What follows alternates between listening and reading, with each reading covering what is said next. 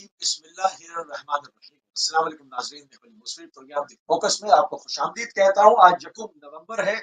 28 ربیع ثانی اور جمعہ کا روز ہے۔ پروردگار کی بارگاہ میں دعا گو بھی ہوں اور امید بھی ہوں پوری دنیا میں آپ جہاں کہیں بھی ہوں گے صدقے میں محمد علی محمد علیہ السلام کے خیر روکے سنیں۔ ناظرین، آپ کو ہمارے پروگرام کے فارمیٹ کا ہمارا ایک سلسلے وار پروگرام علی فی القرآن اور امیر المومنین علیہ السلام کا ذکر قرآن میں جا بجا جہاں جہاں موجود اس کو تسلسل کے ساتھ آگے لے کر پڑھتے ہوئے اور اس بہترین موضوع کے اوپر گفتگو کرنے کے لیے شخصیت ہمارے ساتھ موجود ہے۔ یقیناً آپ کی شخصیت کسی تعارف کے محتاج نہیں ہے۔ ہمارے ساتھ موجود ہیں استاد حوض علمیہ نجف اشرف جناب آیت اللہ سید نسیم عباس نجفی صاحب۔ نجف اشرف عراق سے ہمارے ساتھ موجود ہے۔ قبلہ کو پروگرام میں خوش آمدید کہیں گے اور آپ کی خدمت میں سلام عرض کریں گے۔ علیکم السلام ورحمۃ اللہ وبرکاتہ۔ مصطفی صاحب سلامت رہیں۔ جزاک اللہ قبلہ، جزاک اللہ۔ جہاں سے ہم نے پروگرام کو گزشتہ پروگرام میں گفتگو کو منقطع کیا تھا وہیں سے اس کو تسلسل کے ساتھ لے کر آگے بڑھیں گے، اس کو مربوط کریں گے اپنی پچھلی گفتگو کے ساتھ۔ عالم میثاق اور ولایت امیر المومنین حضرت علی بن ابی طالب علیہ السلام کا ربط کیا ہے؟ قبلہ بیان فرما دیں۔ بسم اللہ۔ اعوذ باللہ من الشیطان الرجیم، بسم اللہ الرحمن الرحیم، الحمد للہ رب العالمین، والصلاة والسلام علی سید الانبیاء والمرسلین وعلی آلہ الطیبین الطاہرین۔ اما بعد فقد قال اللہ سبحانہ وتعالی فی کتابہ المجید، بسم اللہ الرحمن الرحیم، الست بربکم قالوا بلا، صدق اللہ العلی العظیم۔ عالم میثاق، عالم ذر، یہ مختلف نام ہے اس عالم کے۔ جب اللہ سبحانہ وتعالی نے تمام بنی آدم کو ذروں کی شکل میں ان کو پیدا کیا اور پھر ان سے اقرار لیا۔ سب سے پہلا اقرار جو تھا الست بربکم، کیا میں تمہارا رب نہیں ہوں؟ قالوا بلا، سب نے کہا جی اے اللہ تو ہمارا رب ہے۔ گویا پروردگار نے اس چیز فہابو، تو اصحاب شمال سے اللہ نے کہا کہ داخل ہو جاؤ اس آگ میں، تو ان کو ہیبت ہوئی۔ وقال لاصحاب الیمین ادخلوها فکانت علیہم باردن وسلاما، تو جب اصحاب یمین سے فرمایا کہ آپ داخل ہو جاؤ تو وہ داخل ہو گئے اور ان کے لیے سلامتی والی اور ٹھنڈی آگ وہ ٹھنڈی ہو گئی۔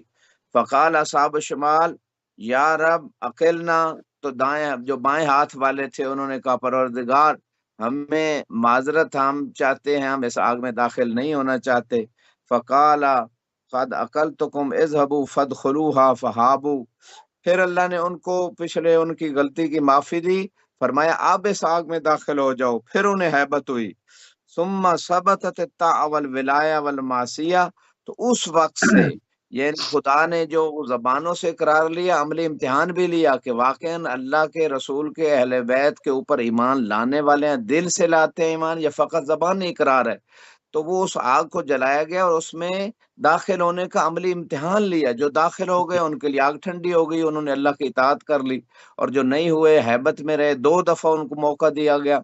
پھر بھی وہ داخل نہیں ہوئے، تو وہاں سے فرما رہے امام اس عالم ذر سے طاعت اور ولایت اور معصیت کا فیصلہ وہیں سے ہو گیا تھا کہ کون گنہگار ہے، کون فرما بردار ہے، کون اہل بیت کی ولایت کا اقرار کرنے والا ہے، کون انکار کرنے والا ہے۔ وقال الامام موسیٰ، یہ روایت جو آپ کی خدمت پیش کی یہ کافی کی جلد نمبر 2 میں موجود ہے، حدیث نمبر 8،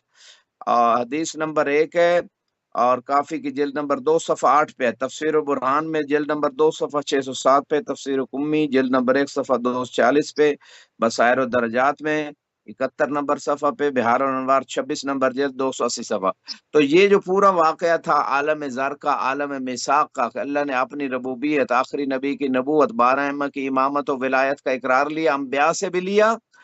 اور تمام مخلوقات سے لیا۔ جنہوں نے اقرار کر لیا وہ مومن ہو گئے، اور جنہوں نے نہیں کیا وہ آگ میں داخل نہیں ہوئے، اور جو مومن تھے ان کے لیے آگ ٹھنڈی ہو گئی اور وہ فرما بردار ہو گئے اقرار کرنے والے، اور جو نہیں داخل ہوئے وہ نافرما بردار ہو گئے۔ تو یہ سارا واقعہ جو اس مقام پہ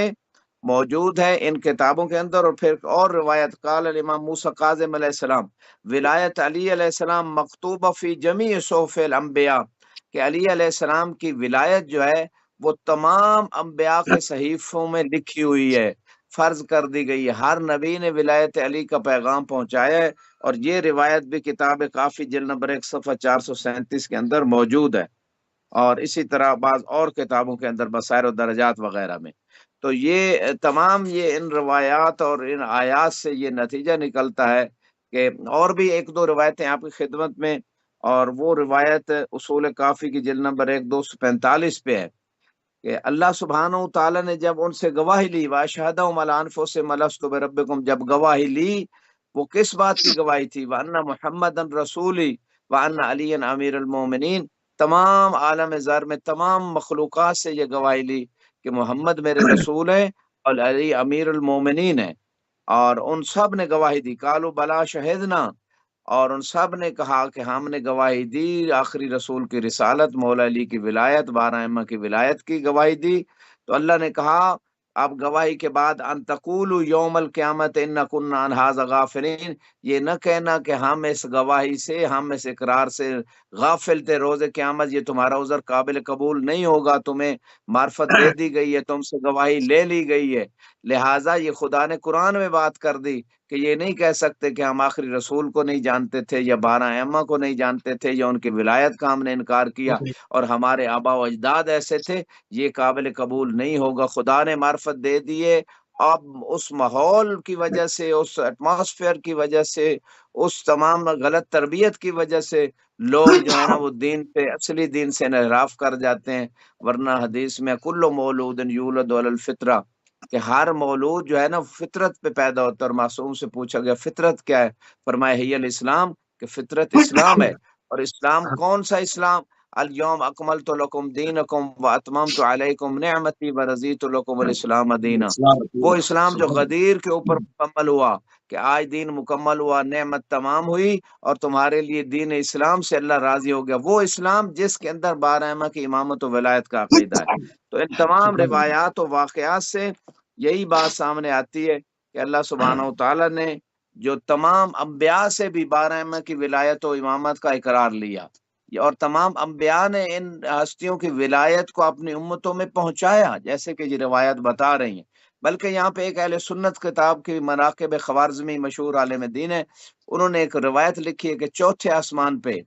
جب رسول خدا تشریف لے گئے تو تمام انبیاء جو ہے نا وہ نماز کے لیے آپ کے پیچھے تیار کھڑے تھے صف بصف، تو اللہ کی طرف سے پیغام آیا کہ اے میرے حبیب ان سے پوچھیے علامہ بعثو، کس بات پہ انہیں رسالت ملی ہے، کس بات پہ نبوت ملی ہے۔ تو جب یہ سوال آپ نے کیا تو سب نے کہا الا اقرار بے نبوت و ولایت علی ابن ابی طالب، کہ آپ کی نبوت کے اقرار اور علی کی ولایت کے اقرار پہ ہمیں نبوت ملی ہے۔ یہ اہل سنت مصادر میں بھی اس طرح کی بہت ساری روایات موجود ہیں۔ جی موسی صاحب۔ سبحان اللہ قبلہ، سبحان اللہ۔ بات کو آگے بڑھاتے ہوئے عالم میثاق اور ولایت امیر المومنین حضرت علی بن ابی طالب علیہ السلام کا ذکر آپ نے کیا اور اس کا ربط بیان کیا۔ علم کے دروازے، باب العلم کون لوگ ہیں، اس پر بھی روشنی ڈالتے ہیں۔ جی، اس حوالے سے چونکہ ہمارا ایک سلسلے وار پروگرام ان آیات کے حوالے سے سورہ آل عمران میں ہم جا رہے ہیں، تو جس طرح آگے آیت میں کوئی موضوع آتا ہے، کوئی بات آتی ہے اہل بیت کی شان کے حوالے سے یا ان کے دشمنوں کی مذمت کے حوالے سے، تو اس ترتیب سے ہم چلتے ہیں۔ لہٰذا یہاں پہ جو سورہ آل عمران میں 101 نمبر آیت ہے، وَكَيْفَ تَكْفُرُونَ وَأَنْتُمْ تُتْلَى عَلَيْكُمْ آیَاتُ اللَّهِ، کہ تم کیسے کفر کو اختیار کرتے ہو حالانکہ تمہارے اوپر اللہ کی آیتیں تلاوت کی جاتی ہیں، وَفِيكُمْ رَسُولُهُ، اور تمہارے اندر اللہ کا رسول موجود ہے، وَمَن يَعْتَصِم بِاللَّهِ فَقَدْ هُدِيَ إِلَىٰ صِرَاطٍ مُّسْتَقِيمٍ، کہ جو اللہ سے مربوط ہو جائے گا پس وہ جو شخص ہے وہ صراط مستقیم کی اسے ہدایت مل گئی۔ یہاں پہ اسکانی حنفی عالم دین نے شواہد التنزیل میں جلد نمبر 1 صفحہ 58 پہ ایک روایت نقل کی جابر ابن عبداللہ انصاری سے کہ رسول خدا نے فرمایا ان اللہ جعل علیا و زوجتہ و ابناہ حجج اللہ علی خلقہ، کہ اللہ سبحانہ و تعالیٰ نے علی کو، علی کی زوجہ کو اور علی کی اولاد کو اللہ نے مخلوق پہ اپنی حجتیں قرار دیا ہے۔ یہاں پہ بی بی کو بھی رسول خدا فرما رہے ہیں، وہ بھی مخلوق پہ حجت ہیں، بلکہ 11ویں امام حسن عسکری علیہ السلام فرماتے ہیں نحن حجج اللہ علی خلقہ وجدتنا فاطمہ حجت علینا، کہ ہم اللہ کی حجتیں تمام مخلوق کے اوپر ہیں اور ہمارے اوپر ہماری جدہ فاطمہ حجت ہیں۔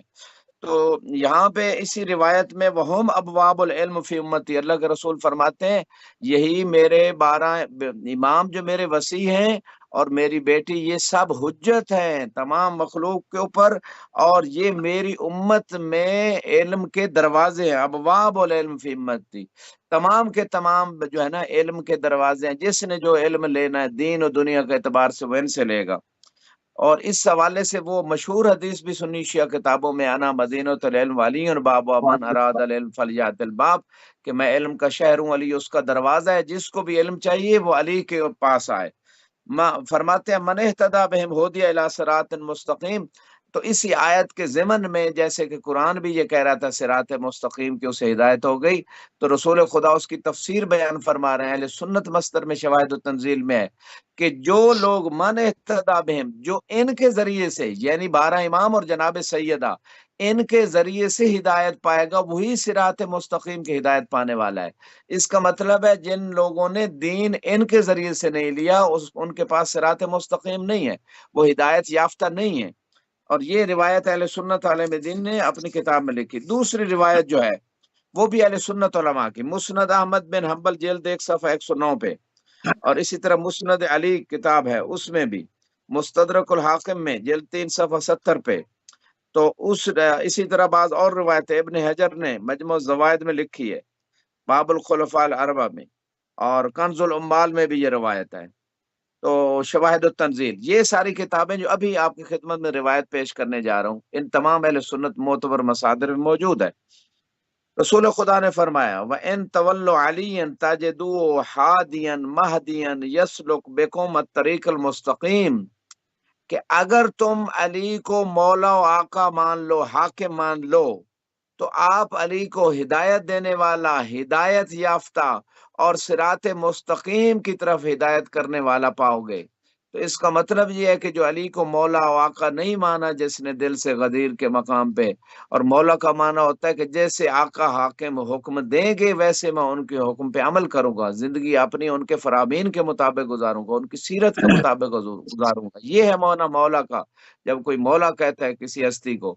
تو جب وہ مولا مان لیتے ہیں علی کو، تو انہی کے ذریعے سے آپ کو ہدایت بھی ملے گی، سیدھا راستہ بھی ملے گا۔ یہ بھی اہل سنت مصادر میں، یعنی یسلک بکم الطریق المستقیم، کہ سیدھے راستے کے اوپر لے کے جائیں گے، یعنی ایسا مسلک دیں گے کہ جو مسلک صراط مستقیم ہے، سیدھا راستہ ہے۔ تو اس کا مطلب یہ ہے کہ لوگ کہتے ہیں رسول کے زمانے میں مسلک نہیں تھے، اس کا مطلب ہے اس کتاب اہل سنت سے یہ بعض معتبر کتابیں جو حوالے دیے کہ ایک مسلک تھا، وہ علی کا مسلک تھا،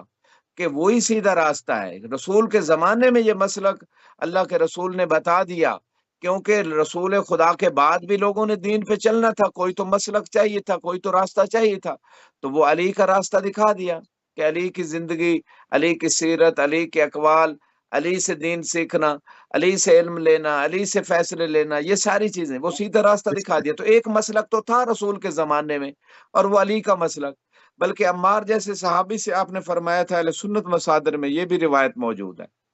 کہ اگر سارے لوگ ایک اکیلے دوسری وادی میں جا رہے ہوں، لو سلک الناس کلہم وادیا، سب لوگ ایک وادی میں جا رہے، وسلک علی وادیا، اور علی دوسری وادی میں اکیلے جا رہے ہوں، فسلک مسلک علی، اے عمار علی کے مسلک پہ چلنا، فإنہ لا یخرجک من الہدی، علی کبھی تمہیں ہدایت سے باہر نہیں کرے گا، ولا یدخلک فی الردی، اور تمہیں گمراہی میں کبھی داخل نہیں کریں گے۔ لہٰذا علی کا مسلک وہ مسلک ہے جو رسول دکھا کے گئے، بتا کے گئے، اسی لیے فرمایا یا علی انت وشیعتک هم الفائزون، سنی شیعہ کتابوں میں ہے، اللہ کے رسول نے فرمایا علی آپ اور آپ کے پیروکار ہی، آپ کے شیعہ ہی کامیاب ہونے والے ہیں، یعنی جو آپ کی سیرت پہ چلنے والے ہیں۔ تو یہ روایتیں اس مقام پہ جیسے کہ میں نے آپ کی خدمت میں پیش کی، اسی طرح ایک اور روایت بھی، اور یہ شواہد التنزیل میں حنفی عالم دین نے لکھی ہے، جلد نمبر 1 صفحہ 346 پہ، اور اسی طرح غایت المراد میں شہید الاول نے مناقب ابن شہر اشوب 2 نمبر جلد 217 پہ۔ کون سی روایت؟ یہ جو آپ خدمت میں وَيَهْدِي مَن يَشَاءُ إِلَىٰ صِرَاطٍ مُسْتَقِيمٍ، اس آیت کے ضمن میں کہ اللہ تعالیٰ ہدایت دیتا ہے جس کے لیے چاہتا ہے صراط مستقیم کی، سیدھے راستے کی۔ اس آیت کے ضمن میں ان تمام سنی شیعہ علماء نے لکھا اس حدیث کو، اور حدیث کیا ہے؟ یعنی بہی الی ولایت علی ابن ابی طالب، علیہ کہ السلام خدا اللہ جسے صلی اللہ چاہتا ہے علی کی ولایت کی طرف ہدایت دے دیتا ہے۔ تو اس کا بے شک، مطلب یہ ہے اس مقام پہ کہ علی کی ولایت ہی صراط مستقیم ہے، یعنی علی کو مولا ماننا اور مولا کے احکام اور فرامین کے مطابق زندگی گزارنا، یہ صراط مستقیم ہے۔ یہ سبحان چاند ایک روایات جو آپ کی خدمت میں اہل سنت مصادر سے پیش کی۔ اب یہاں پہ ایک اور بات، یا ایھا الذین آمنوا اتقوا اللہ حق تقاتہ، اے ایمان والو اللہ سے ڈرو، ایسے ڈرو جیسے کہ ڈرنے کا حق ہے۔ حق یہ ہے آیت اللہ بھی اس مقام پہ اس آیت میں بھی اللہ سبحانہ و تعالیٰ نے کیا ارشاد فرمایا؟ امام صادق علیہ السلام فرماتے ہیں اللہ صلی ان اللہ یطاع محمد اللہ فلا یعصى ویذکر فلا ینسى ویشکر فلا یکفر، کہ اگر اللہ کی اطاعت کی جائے تو پھر اللہ کی نافرمانی نہیں ہو سکتی، اور اگر اللہ کو یاد رکھا جائے تو پھر اللہ کو بلایا نہیں جا سکتا، اور اگر اللہ کا شکر ادا کیا جائے تو پھر اللہ کی نعمتوں کا انکار نہیں ہو سکتا۔ اور اسی طرح یعنی اسی آیت کے ضمن میں ارج المطالب میں علامہ ہندی عبید اللہ بسمل امر تسری یہ لکھتے ہیں اپنی کتاب ارج المطالب میں کہ اسد اللہ الغالب فی بد مناقب اسد اللہ الغالب علی ابن ابی طالب ابن عباس سے روایت کرتے ہیں یا ایھا الذین آمنوا، کہ اللہ نے جہاں بھی قرآن میں اے ایمان والو کہہ کے خطاب کیا ہے الا وعلی امیرھا و شریفھا، مگر اس آیت میں علی جو ہے نا وہ امیر بھی ہے، شریف بھی ہیں، سب سے زیادہ بشرف، اور جو مقام اس آیت میں مراد ہے وہ سب سے بڑے مصداق علی ابن ابی طالب علیہ السلام ہے۔ وَلَقَدْ عَاتَبَ اللَّهُ أَصْحَابَ محمد صلی اللہ علیہ وآلہ وما ذکر علی الا بخیر۔ یہ ابن عباس محدث کہہ رہے ہیں کہ اللہ تعالیٰ نے اصحاب رسول خدا میں سے بعض اصحاب کو عتاب بھی کیا ہے، ان کی مذمت بھی کی ہے، بعض مثلا جیسے منافقین کی صورت نازل ہوئی، لیکن علی کو جہاں بھی ذکر کیے خیر ہی سے ذکر کیا اللہ نے قرآن مبارک میں۔ اور یہ ارجع المطالب صفحہ 51 پہ اہل سنت عالم دین ابن عباس کی یہ روایت ذکر کر رہے ہیں۔ جی موسوی صاحب سلامت رہیں۔ سبحان اللہ، علم کے دروازے کون تھے اس کے اوپر آپ نے روشنی ڈالی۔ اب حبل اللہ، اللہ کی رسی کس کے لیے کہا گیا، اور اس کے اوپر ذرا روشنی ڈال دیں۔ جی اس حوالے سے موسوی صاحب یہاں پہ ایک ابن المغازلی کی کچھ روایتیں مزید بھی اس حوالے سے موجود ہیں، یعنی ایک اور روایت ابن عباس کی روایت ہے، اور یہ تفسیر شواہد التنزیل میں جلد نمبر 1 صفحہ 196 پہ ایک روایت ذکر ہوئی ہے والذین کذبوا بآیاتنا صم بکم فی الظلمات من یشاء اللہ یضللہ، کہ جن لوگوں نے ہماری آیات کو جھٹلایا وہ بہرے ہیں، گونگے ہیں، اور جو اندھیروں میں ہیں، اور خدا جس کے لیے چاہتا ہے اسے گمراہ کر دیتا ہے۔ یہ آیت جو ہے، اس آیت کے بارے میں یہ اہل سنت عالم دین لکھتے ہیں نزلت فی اعداء علی ابن ابی طالب، کہ یہ آیت جو ہے علی علیہ السلام کے دشمنوں کے بارے میں نازل ہوئی۔ یہ اہل سنت حسقانی شواہد التنزیل میں لکھ رہے ہیں کہ جنہوں نے ہماری آیتوں کو جھٹلایا وہ بہرے گونگے ہیں اور اندھیروں میں ہیں، اور خدا ایسے لوگوں کو جو گمراہی میں رہنا چاہتے ہیں انہیں گمراہ کر دیتا ہے۔ اور یہ جو ہے نا اس آیت میں یعنی باقاعدہ اہل بیت کے دشمنوں کی مذمت، اور بعض آیات جیسے کہ روایت کہتی ہیں کہ قرآن کا ایک حصہ ہماری مدح میں آیا ہے اور ایک حصہ ہمارے دشمنوں کی مذمت میں آیا ہے۔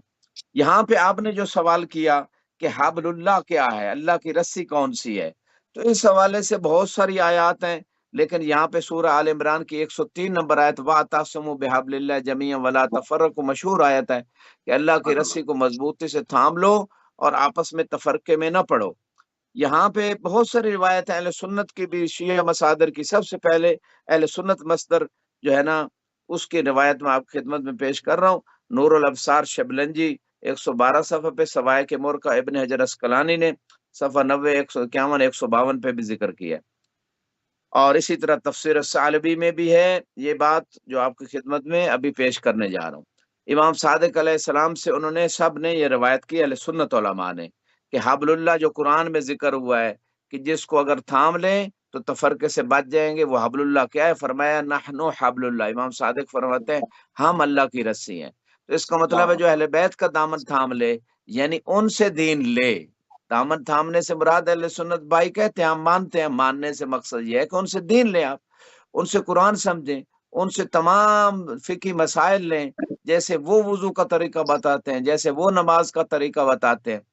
تو یہ ساری چیزیں جو ہیں، اس کا مطلب یہ ہے کہ قرآن نے بتا دیا کہ اگر ان ہستیوں سے آپ متمسک ہو جاؤ گے قرآن کے ساتھ، تو پھر آپ تفرقے سے نکل آؤ گے۔ لہذا جتنے فرقے مسلمانوں میں بن چکے ہیں یا آئندہ بنیں گے، ان کے بیسک ریزن یہ ہے کہ مکمل قرآن پہ عمل نہیں کیا، اور آل محمد سے انہوں نے تمسک نہیں کیا، اور ان سے دین نہیں لیا۔ تفرقے بننے کی یہی وجہ ہے۔ جب لوگ قرآن اور اہل بیت سے دین لینا شروع کر دیں گے تو فرقہ واریت ختم ہو جائے گی۔ یہاں پہ سالوی نے اسی واعتصموا بحبل اللہ والی آیت کے ضمن میں ایک روایت ذکر کی، فقط سالوی نہیں، بہت سارے اہل سنت علماء نے، انہوں نے یعنی سند معتبر ہے، تواتر کی حد تک یہ حدیث ہے، رسول خدا نے فرمایا ایھا الناس ترکت فیکم الثقلین خلیفتین، میں تمہارے درمیان دو گراں قدر چیزیں چھوڑ کے جا رہا ہوں، اور دونوں میرے خلیفے ہیں۔ ان اخذتم بہما لن تضلوا بعدی،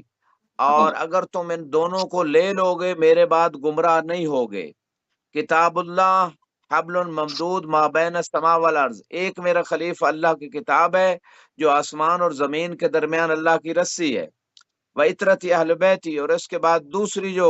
دوسری گراں قدر چیز اور میرا خلیفہ اور میری عطرت میری اہل بیت ہیں۔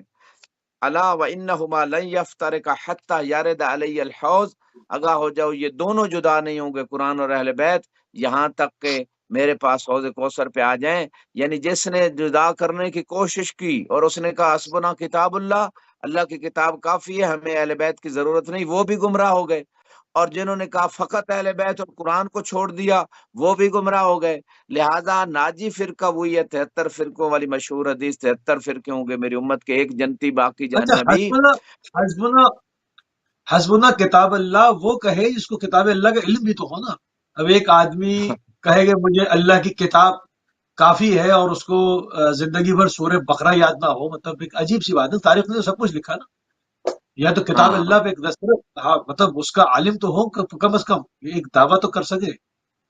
ہاں جی، یہ بھی تو یہ بات ہے دعویٰ نا۔ جو عالم ہونے کا، قرآن کے اس پورے مکمل ہر چیز کا علم جو ہے نا، یہ اللہ کے پاس ہے، یہ رسول کے پاس ہے، یا اہل بیت کے پاس ہے۔ وما یعلم تاویلہ الا اللہ والراسخون فی العلم، کہ اس قرآن کے باطن بھی جو ہے نا، اس کو اللہ اور راسخون فی العلم محمد و آل محمد ہے، ان کے علاوہ کوئی نہیں جانتا۔ تو لہٰذا بات آپ نے بڑی قیمتی کی کہ پھر وہ اللہ کی کتاب وہی کافی کہہ سکتا ہے جس کو پورے قرآن کی ہر بات کا پتہ ہو۔ اور جن لوگوں کو پتہ ہی نہیں، سوائے کہ عام کتابیں اسکولوں کالجوں میں ان کے لیے ٹیچرز پروفیسر رکھے جاتے ہیں، تو جو الہی کتاب ہے تو الہی نمائندے ہیں نا، جو اس کی ہر چیز باطن کیا ہے، اس میں ظاہر کیا ہے، مطلق کیا ہے، مقید کیا ہے، عام کیا ہے، خاص کیا ہے، اور خدا کی مراد کیا ہے اس آیت میں، یہ تو وہی بتا سکتے ہیں جو خدا کی طرف سے معلم بن کے آئے ہیں۔ تو لہٰذا اس مقام پہ ابھی تو امت کو 14 سال گزر گئے، میڈیا کے دور میں بھی ابھی جو معلم بن کے ہیں، جو علمہم الکتاب والحکمہ، خود قرآن کہہ رہا ہے کہ وہ حکمت اور کتاب کی تعلیم دیتے ہیں۔ تعلیم وہ دیتا ہے جو خود علم رکھتا ہو۔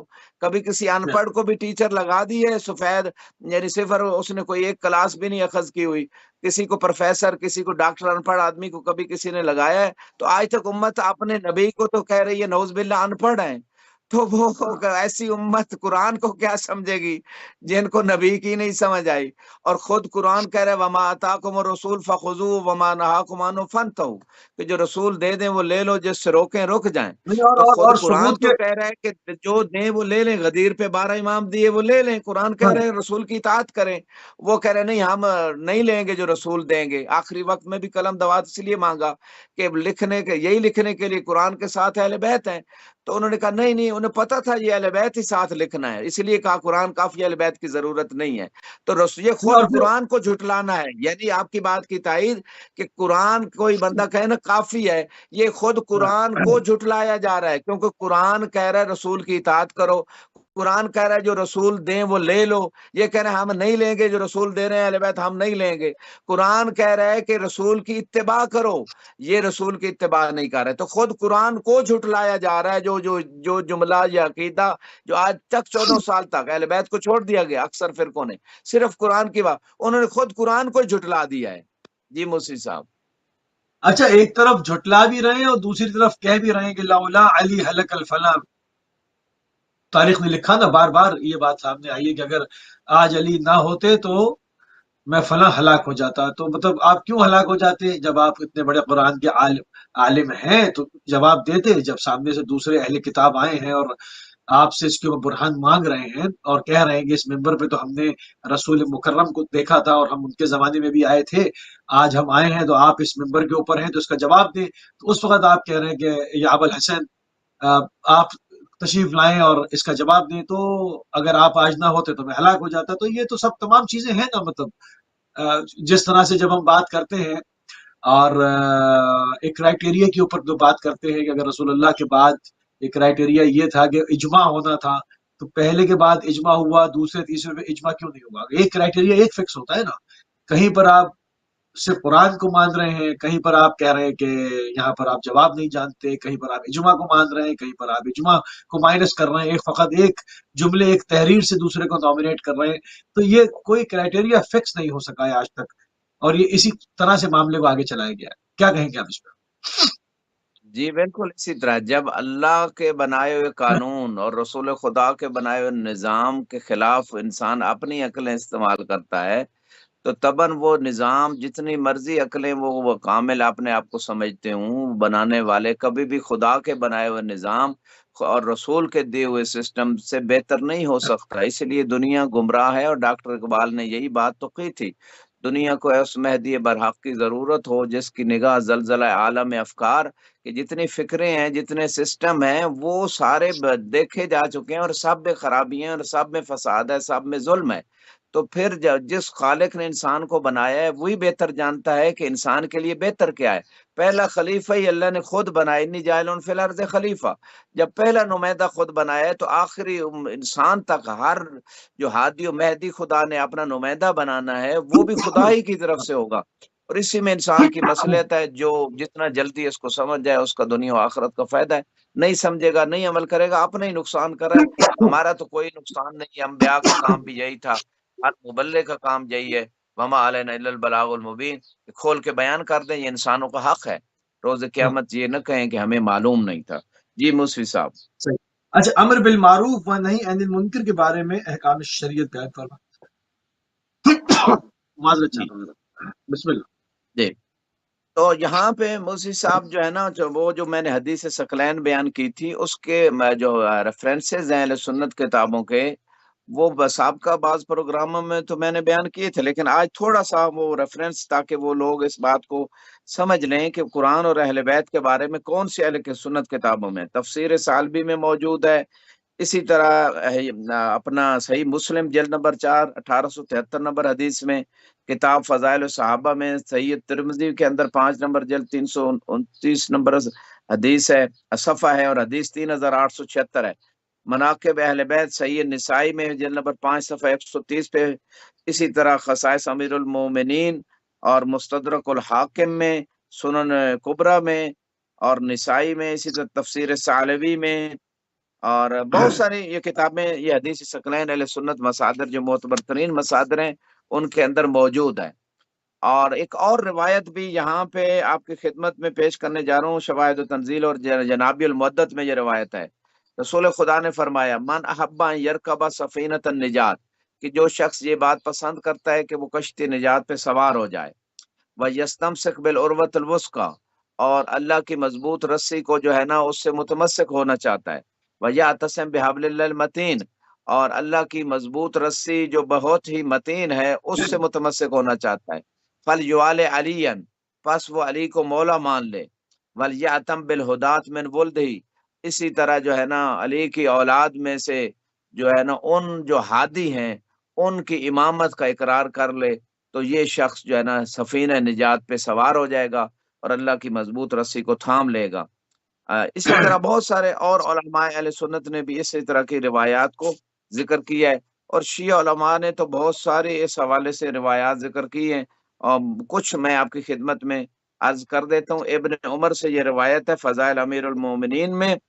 اور کہا کہ میں نے رسول خدا سے سنا، فرمایا کہ جبریل نے اللہ کے رسول کو بتایا، ولایت علی ابن ابی طالب حسنی، کہ علی کی ولایت میرا قلعہ ہے، فمن دخل حسنی آمن من عذابی، جو بھی میرے قلعے میں داخل ہو جائے گا وہ میرے عذاب سے امان پا جائے گا. تو یہ عمر کا بیٹا خود رسول خدا سے یہ روایت کر رہا ہے۔ اور اسی طرح ایک اور روایت بھی امام صادق علیہ السلام سے میں نے تھوڑی دیر پہلے بھی عرض کی، نحن حبل اللہ، کے حامی اللہ کی وہ رسی ہیں، اور اللہ کے رسول نے مولا علی کی طرف اشارہ کر کے ارشاد فرمایا ہاذ حبل اللہ، کہ یہ اللہ کی رسی ہے، الذی من تمسک بہ عصمہ بہ فی الدنیا ولم یزل فی آخرتہ، یہ علی وہ رسی ہیں جو بھی متمسک ہو گیا علی سے، وہ وہ دنیا میں بھی اس کو یعنی اس کو گمراہیوں سے نجات مل گئی، اور آخرت میں بھی گمراہ نہیں ہوگا۔ تو بہت سارے اہل شیعہ مصادر میں شیعہ علماء نے ان روایات کو ذکر کیا ہے۔ جی آپ نے جو اگلا سوال کیا تھا امر بالمعروف و نہی عن المنکر کے بارے میں، تو موسی صاحب یہاں پہ ایک بڑا لمبا موضوع ہے، یہ اس پہ بڑی کتابیں لکھی گئی، بہت ساری آیات ہیں، بہت ساری روایات ہیں۔ اسی سورہ آل عمران میں وَلْتَقُم مِّنْکُمْ أُمَّةٌ يَدْعُونَ إِلَى الْخَيْرِ وَيَأْمُرُونَ بِالْمَعْرُوفِ وَيَنْهَوْنَ عَنِ الْمُنکَرِ، کہ آپ میں سے ایک امت ہونی چاہیے جو خیر کی طرف بلائے اور نیکی کا حکم دے اور برائی سے روکے۔ یہ سورہ آل عمران میں یقیناً یہ حکم جو ہے واجب ہے،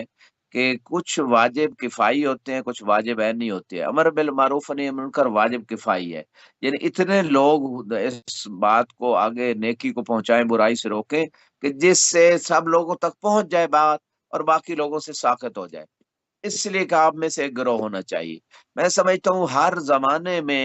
جو ہے نا امر بالمعروف و نہی عن المنکر کی ضرورت رہی اور شدید ضرورت رہی۔ اسی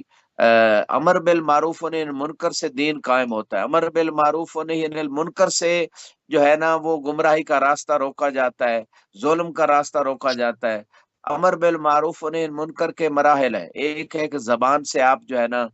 سب سے پہلے جو ہے نا وہ زبان سے کریں، اگر نہیں اثر ہو رہا تو پھر اگر آپ کو اللہ نے طاقت دی ہے تو طاقت سے کریں، لیکن طاقت میں جیسے حدود و تعزیرات ہیں اس کے لیے امام علیہ السلام یا نبی علیہ السلام یا مجتہد جامع شرائط جس کے پاس طاقت ہو وہ ہی نافذ کر سکتا ہے حدود اور تعزیرات کو۔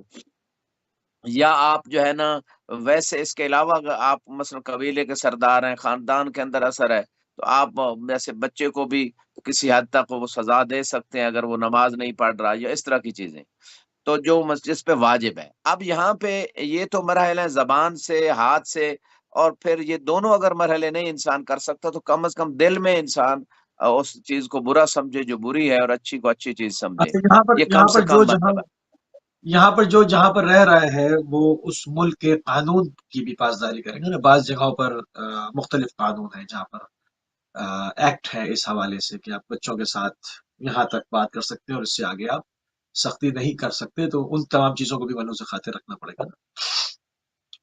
جی جی بالکل صحیح کہا، لیکن اس میں نابالغ جو بچے ہیں ان کو تو فقط زبان کی حد تک کہا جائے گا، لیکن اگر بچے بالغ ہو جاتے ہیں تو پھر اس میں اگر والدین کر سکتے ہیں تو کریں، نہیں کر سکتے تو ان سے تکلیف ساقط ہے، کیونکہ امر بالمعروف و نہی عن المنکر میں یہی شرط ہے کہ سب سے پہلے تو آپ جانتے ہو کہ یہ نیکی ہے اور یہ برائی ہے، پھر نیکی کا حکم دیں اور برائی سے روکیں، یہ فرسٹ کنڈیشن ہے۔ سیکنڈ کنڈیشن یہ ہے کہ آپ کے کہنے سے اثر بھی ہوگا، پھر آپ کے اوپر واجب ہے، ورنہ واجب نہیں ہے۔ اور اگر تیسری صورت یہ ہے کہ کوئی فتنہ کھڑا نہ ہو، اگر کوئی فتنہ فساد یا کوئی مشکل اور بنتی ہے تو پھر بھی آپ سے وہ ساکت ہو جاتا ہے۔ تو اس حوالے سے بہت ساری روایات ہیں۔ میں سمجھتا ہوں اس زمانے میں بھی جتنا فساد ہے، جتنی گمراہی ہے، جتنا ظلم ہے، ہر انسان کو چاہیے کہ وہ ظلم اور گمراہی کے خلاف بات کرے، عملی طور پہ اپنی سیرت بھی پیش کرے صحیح۔ گمراہی اور ظلم کے خلاف، یہ سب سے مؤثر ہوتا ہے۔ جی صحیح۔ اچھا قیامت میں ہے کہ دو طرح کے چہرے ہوں گے، ایک سیاہ چہرے والے اور ایک سفید چہرے والے۔ اب سیاہ چہرے والوں سے مراد کیا صرف رنگ کا کم ہونا ہے، یا پھٹکار زدہ لوگوں کے اوپر بات ہو رہی ہے جن کے چہرے کے اوپر نحوست اور پھٹکار ہے، یعنی اور دوسرے جو سفید چہرے والے ہیں، یعنی جس طرح سے مولا عامر المومنین کا لقب بھی ہے قائد غر محجلین، اس کے اوپر ذرا روشنی ڈال دیں۔ یہ دو مختلف چہروں کی جو رنگت بتائی گئی ہے، یہ پھٹکار زدہ کون لوگ ہیں اور نورانی چہرے والے لوگ کون ہیں؟ جی بالکل، یہ قرآن میں اس حوالے سے آیتیں بھی ہیں، روایات بھی ہیں۔ اگرچہ دنیا میں بعض لوگوں کے چہرے اگر سفید بھی ہیں، روشن بھی ہے، ظاہر ہے ان کی جلد اس طرح ہے یا اس ایسے علاقے سے ہیں، لیکن اگر خدا نخواستہ وہ بے دین نکلے تو وہ سیاہ چہرے ہو جائیں گے ان کے۔ اور اگر دنیا میں کسی کا رنگ سیاہ بھی ہے بلال حبشی کی طرح، لیکن دیندار ہے، خدا کے اوپر دین کے اوپر عمل کرتا ہے اور وہ خدا کے دین کو لے کے چلتا ہے، اور وہ ایمان بھی اس کا صحیح ہے، خاتمہ بالخیر ہوا، تو وہ سیاہ چہرے والوں کے چہرے روشن ہو جائیں گے، سفید ہو جائیں گے۔ یہ مراد ہے روز قیامت جو ہے نا، جو چینجنگ آئے گی اس حوالے سے قرآن میں سورہ آل عمران میں 106 نمبر آیت بسم اللہ کے بعد جو ہے، یوم تبیض وجوہ و تسود وجوہ، کہ روز قیامت کچھ چہرے سفید ہو جائیں گے اور کچھ چہرے سیاہ ہو جائیں گے۔ فَأَمَّا الَّذِينَ اسْوَدَّتْ وُجُوهُهُمْ أَكَفَرْتُمْ بَعْدَ إِيمَانِكُمْ، کہ جن لوگوں کے چہرے سیاہ ہو جائیں گے تم لوگوں نے ایمان کے بعد کفر کیا، فَذُوقُوا الْعَذَابَ بِمَا كُنْتُمْ تَكْفُرُونَ، پس تم عذاب کو چکھو جو کچھ آپ کفر کرتے تھے۔ اس کا مطلب یہ ہے کہ کچھ لوگ، یہ آیت ہی بتا رہی، رسول خدا کی زندگی میں ایمان لے آئے پھر انہوں نے کفر کیا تو ان کے چہرے سیاہ ہو جائیں گے۔ یہ بالکل واضح آیت ہے۔ مثال کے طور پہ ساری چیزوں پہ ایمان تھا، لیکن جب غدیر پہ 12 ائمہ کی امامت و ولایت کا اعلان ہوا تو انہوں نے کفر کر دیا۔ اور قرآن میں الیوم یائس الذین کفروا من دینکم، کہ آج وہی غدیر کے دن جب اعلان ولایت امامت ہو گیا 12 ائمہ کی امامت کا، تو جن کے دلوں میں بغض علی تھا، بغض اہل بیت تھا، تو انہوں نے اس دن انکار کر دیا، دل سے انکار کر دیا اور وہ مایوس ہو گئے۔ تو یہ قرآن نے اس دن بھی بات کی اور یہاں بھی بات ہو رہی ہے۔ اس کا عجیب مطلب بات ہے ہے۔ ضروری نہیں کہ جو لوگ مومن ہوئے تھے وہ ان کا خاتمہ بالایمان ہی ہوا ہو، بلکہ ممکن ہے وہ خاتمہ بالایمان نہ ہو سکا ہو۔ تو یہاں پہ اچھا، کچھ کتنی عجیب بات ہے روایات کہ جو ہیں سلوات، وہ اہل سنت کے مصادر سے،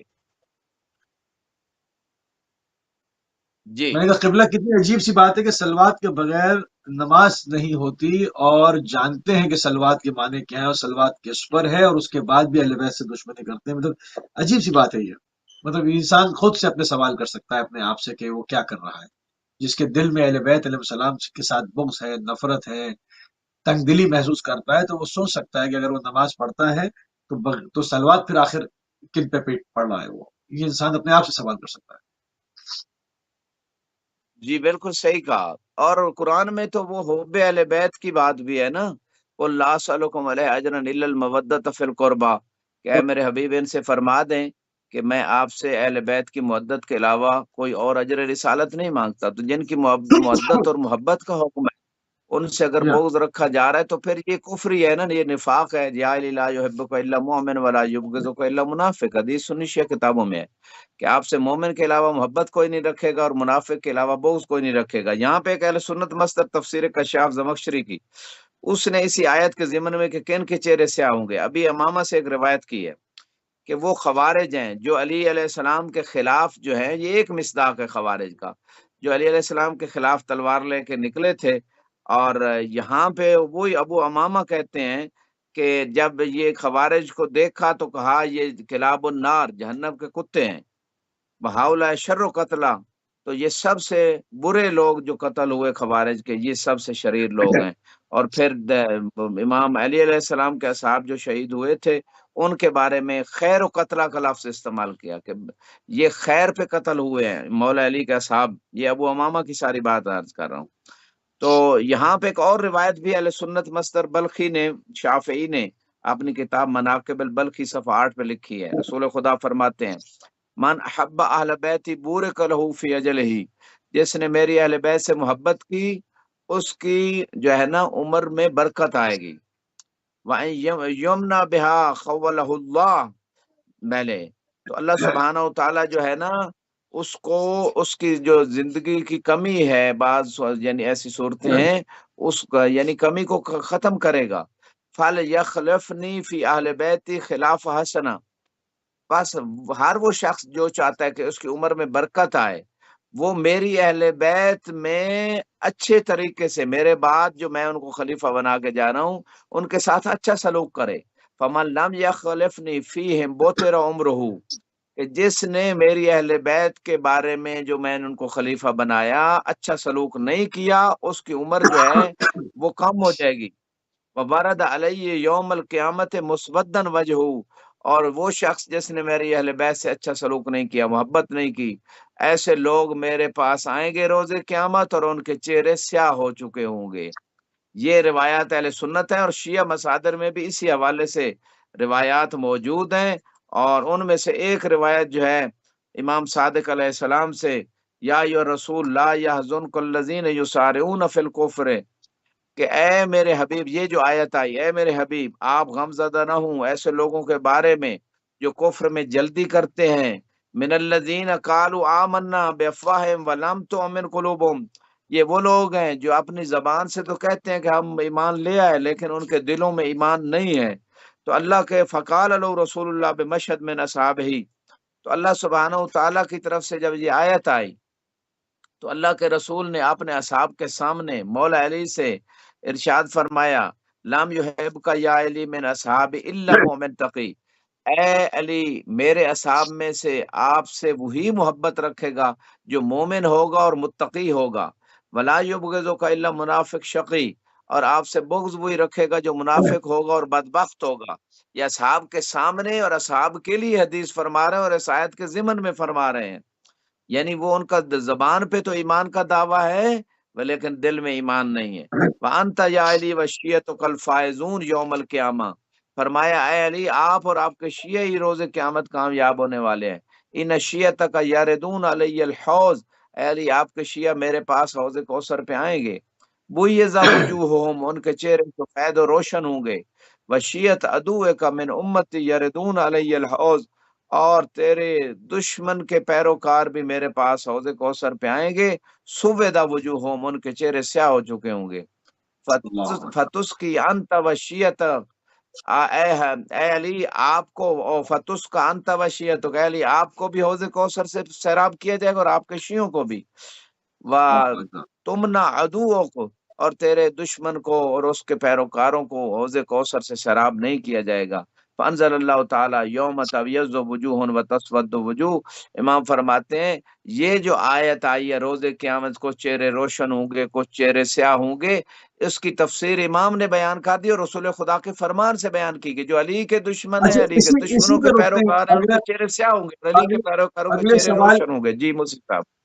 اگلے سوال پہ بھی نہیں جاتے، اسی میں رکتے ہیں کیونکہ تقریباً 1.5 منٹ ہمارے پاس ہے۔ تھوڑا سا اس کا معاشرتی طور پہ تجزیہ بھی کر لیتے ہیں۔ کیا ابھی لوگوں کے چہرے سیاہ نہیں ہیں؟ مطلب قیامت والے دن تو سیاہ ہوں گے ہی، کیا ابھی چہروں کے اوپر جو دشمن امیر المومنین ہیں، جو اہل بیت علیہ السلام کے دشمن ہیں، جو نواسب ہیں، جو دشمن اسلام ہیں، جو تکفیری ہیں، جو جنہوں نے ہمیشہ اسلام اور مسلمانوں کے ساتھ خیانت انجام دی ہے، کیا ان کے حلیے، ان کے جسے، ان کی صورتیں، ان کی شکلیں کیا اس وقت دنیا سے الگ نہیں ہے بالکل؟ ایک جگہ ایک نارمل انسان کھڑا کریں اور ایک جگہ ایک تکفیری کھڑا کریں، مطلب وہ معلوم ہی نہیں ہوتا کہ یہ بھی انسان ہے۔ مطلب کیا ان کے اوپر جو نحوست اور جو ایک منحوسیت کا راج ہے، کیا وہ اس وقت عیان نہیں ہے؟ اگر انسان کی آنکھوں کے اندر نور نہ ہو، وہ نہ دیکھ سکے تو وہ اور بات ہے، مگر بالکل واضح ہے سامنے، مطلب نحوست بھری چہرے، منحوس کراہیت ان کے اوپر، یہ سب ہے، کیا نہیں ہے اس میں؟ ہاں جی صحیح کہہ رہے ہیں، اصل میں بات وہی ہے کہ جو اہل نظر ہوتے ہیں، جو اہل معرفت ہوتے ہیں، وہ دیکھ لیتے ہیں وہ چہروں کی نحوست، اور اسی طرح جو ہے نا چہروں کے اوپر اگر خدا کی رحمت برس رہی ہے، تمن جو لوگ دشمنان اہل بیت ہیں جن کے دلوں میں بغض ہے ان کے اوپر خدا کی لعنت برس رہی ہوتی ہے نا، کیونکہ جو نہیں، آپ دیکھیں نا ابھی رسول جو آئے خدا نے تھے، وصیت کی۔ ابھی ابھی جو داعش بنا کے آئے تھے، اب ان کی شکلیں دیکھیں نا، اور اس کے برابر میں مومنین کی نہیں، عام مسلمانوں کی صورت دیکھیں، زمین آسمان کا فرق ہے۔ مطلب منحوس پھٹکار زدہ جو چہرے ہوتے ہیں وہ ابھی بھی سامنے ظاہر ہیں۔ قیامت میں کس عدم اوج کے اوپر وہ سیاہ کیے جائیں گے، وہ خدا کا کام جی بالکل، میں نے عرض کیا کہ جن کے دلوں میں بغض اہل بیت ہے، تبن وہ رسول خدا کو اذیت دے رہے ہیں، وجر رسالت ادا نہیں کر رہے،